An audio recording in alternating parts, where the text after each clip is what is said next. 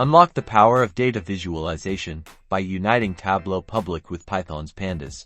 To get started, you'll need Tableau Public, Python, and Pandas. Install all these components, configuring Python as your foundation for data manipulation. Initiate the process in Tableau Public by connecting to your data. This is where you can use an in-between method to get the data.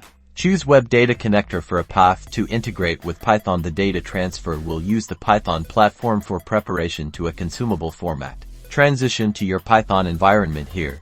Using Pandas, load the data from your preferred source, which marks the initial stage of your procedure. Embrace the power of Pandas. Filter missing values, engineer new features, and reshape data. This step ensures your data is perfectly primed for visualization.